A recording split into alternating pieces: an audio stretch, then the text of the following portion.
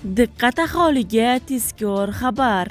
O'zgidromet agentligi 18 avgustdan 21 avgust kunlarigacha bo'lgan haftalik ob-havo ma'lumotini e'lon qildi.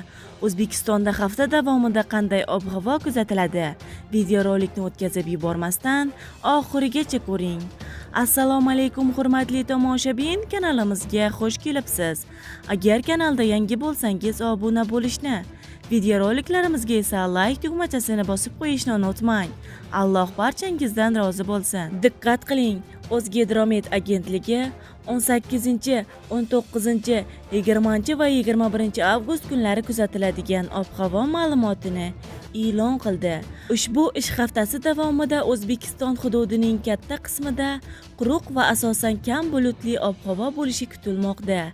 O'zgidromet prognozlariga ko'ra, faqat respublikaning shimoli-g'arbiy hududlarida 18 va 19 avgust kunlari ba'zi joylarda qisqa muddatli yomg'ir yog'ishi momaqaldiroq bo'lishi mumkin. Ko'pchilik viloyatlarda kunduzgi havo harorati 33-38 daraja atrofida, janubda va ba'zi joylarda 40-43 darajagacha bo'ladi.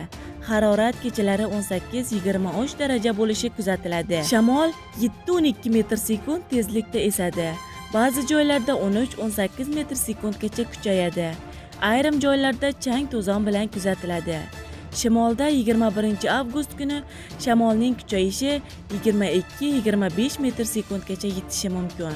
Toshkentda havo asosan kam bulutli bo'ladi. Yog'ingarchilik kutilmaydi. Havo harorati 18 avgust kuni kunduzi 35 daraja atrofida. Keyinchalik ish haftasining oxirgi kechalari 20-23 daraja, kunduz kunlari 35-38 daraja bo'ladi. Avgust oyi oxiriga kelib, O'zbekiston hududiga nisbatan salqin havo kirib kelishi mumkin. Natijada kunduzgi harorat asta-sekin 25-30 darajagacha pasayadi deyiladi ma'lumotda. Hurmatli tomoshabinlar, videorolikka like bosib, videoni barcha tanishlaringizga yuborib qo'yishni unutmang.